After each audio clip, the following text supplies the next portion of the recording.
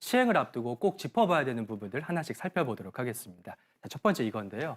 이것이 걱정입니다. 백신 접종률은 올라가는데 확진자 수는 그대로, 치명률은 상승. 계속해서 이제 확진자 수가 1,000명, 2,000명 선을 넘나들고 있는데 백신 맞은 국민이 이제 70%를 넘어섰잖아요. 그런데도 줄지를 않네요. 네, 많은 국민들께서 접종률이 이렇게 높은데 확진자가 왜 감소하지 않는가 많이 우려를 하실 텐데요. 네. 첫 번째 이유는 델타 변이 바이러스가 유행을 하면서 백신 접종만을 통해서 유행을 차단하는 게 거의 어려워졌습니다. 그렇기 때문에 백신 접종률이 높아진다고 하더라도 확진자가 증가할 수밖에 없는 그런 상황이고요.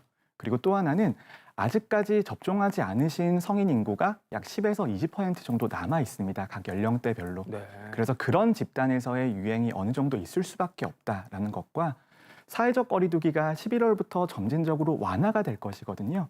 그래서 지금도 확진자가 정체 수준에 있지만 11월 달부터는 확진자가 더 크게 늘어날 수가 있습니다. 그리고 치명률에 있어서는 백신의 효과라고 하는 것이 특히 사망자와 중환자를 막아주는 효과는 매우 높게 유지가 되고 있지만 최근 연구 결과를 보면 시간이 지나가면 지나갈수록 효과가 감소하는 경향들이 보이고 있거든요.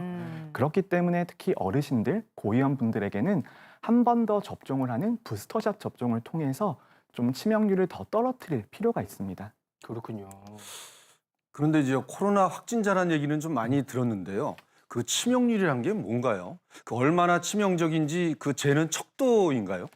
네, 치명률이라고 하는 지표를 계산하는 방식이 있습니다. 전체 감염되신 분들 중에서 돌아가신 분들이 어느 정도 되냐인데요.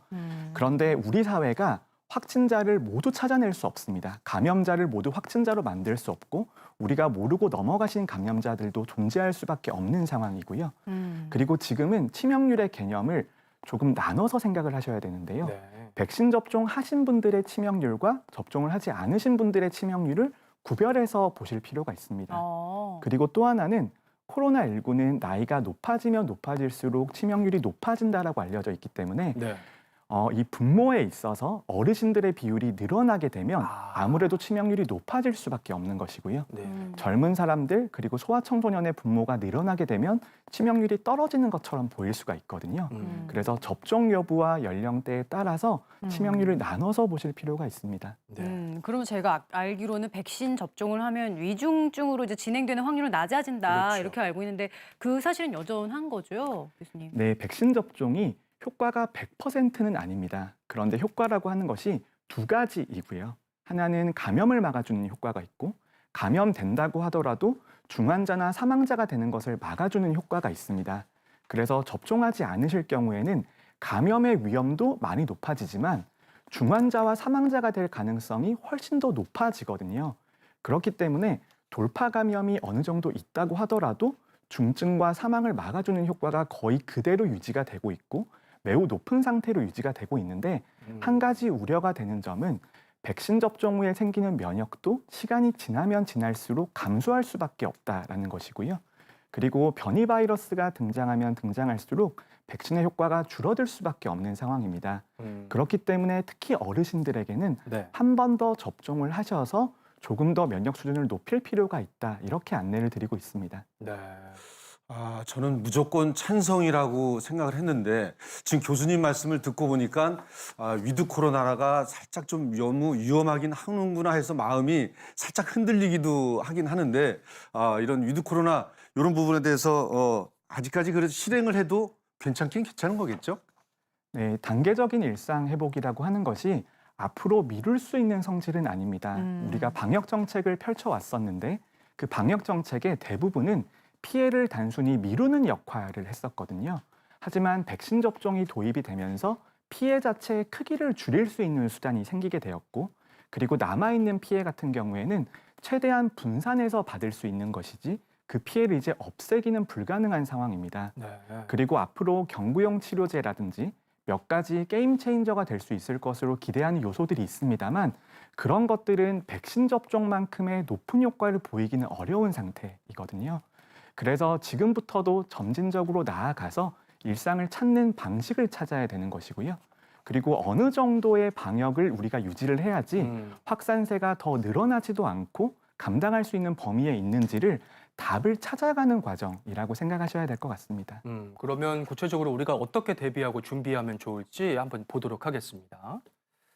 자, 어떻게 대비할까? 일단은 백신 접종이 중요하다. 누누이 강조를 드리는데요. 누구는 접종 기피, 그리고 누구는 3차 접종 이렇게 갈리거든요. 접종 기피하신 분들이 아직도 많을까요? 네, 아직도 국민들께서 특히 성인 인구의 10% 정도는 접종을 하지 않고 계십니다. 근데 그런 분들의 의견을 들어보면 접종했을 때 백신의 안전성에 대해서 우려하시는 분들이 매우 많습니다. 네. 근데 이런 안전성에 대해서는 전문가와 당국이 많이 설명을 드리고 있습니다만 그래도 내가 걸렸을 때 어떡하나 그런 생각들을 많이 하실 그렇죠. 수밖에 없고요. 그렇죠. 네, 그리고 전문가와 당국에서 인과성이라든지 이상 반응과의 관계에 대해서 잘 설명해 드려야 되지만 아직까지 과학적인 한계로 인해서 완전히 인과관계를 증명 못 해드리는 부분도 있거든요.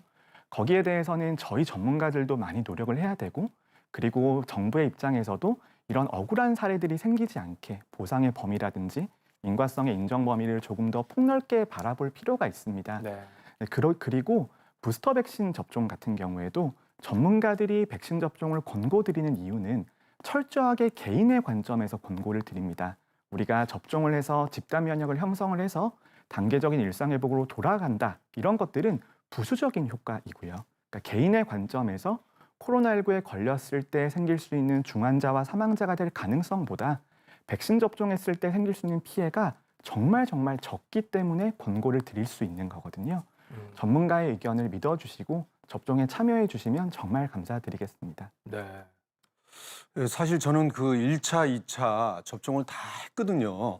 근데 제 그 아는 선배님 중에 한 분은 특히 뭐 백신을 맞지도 않았는데 뭐 집안에서 딱히 일도 없고 뭐 특별히 나가서 뭐 백신을 맞아야 될 그런 위험을 무릅쓰고 맞을 필요가 없다고 생각을 해서 백신을 맞지 않았는데 사실 저도 그 백신을 맞을 때 굉장히 좀 걱정이 됐었거든요. 네. 백신 또 이 어떤 부작용 이게 어떤 게 있을까요? 고 교수님.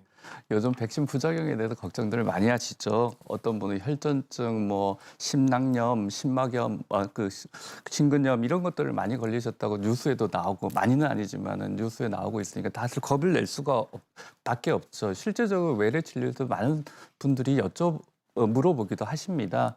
어떤 분은 그 같은 진료인데 같은 질문을 하기 위해서 3번이나 외래에 방문하신 분도 계시거든요.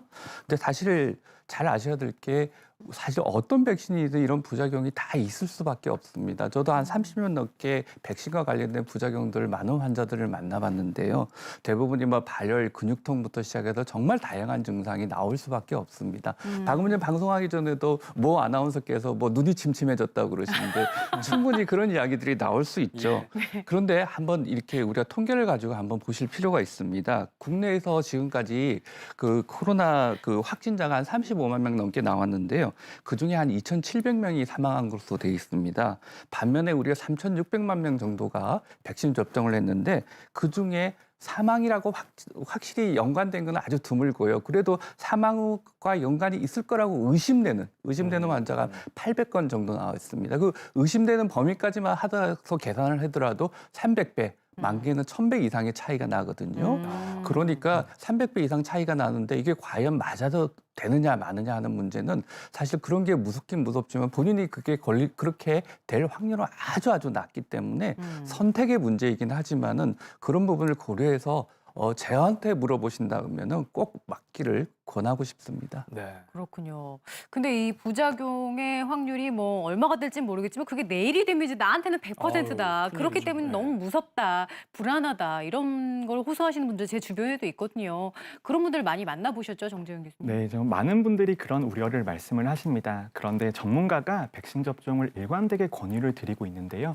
그 이유가 이제 델타 변이 바이러스가 유행을 하면서 언젠가 한 번은 감염될 위험이 매우 높아진 상태이고요. 특히 접종하지 않으신 분들은 장기적으로 봤을 때는 코로나19에 감염될 위험이 거의 높아져 있습니다. 그래서 그런 관점으로 본다라면 접종했을 때 얻을 수 있는 이익이 잠재적인 피해보다 훨씬 더 크다라는 관점으로 이해를 하셔야 되는데 하지만 접종해서 생기는 피해는 당장 눈앞에 보이는 것이고 앞으로 걸릴 수 있는 코로나19의 감염이라고 하는 것은 본인께서 충분히 막으실 수 있다 이렇게 많이 생각을 하시는데요. 네. 하지만 단계적인 일상회복에 들어가게 되고 네. 일상회복 과정에서는 지금보다 유행 규모가 훨씬 더 커질 가능성이 높고요.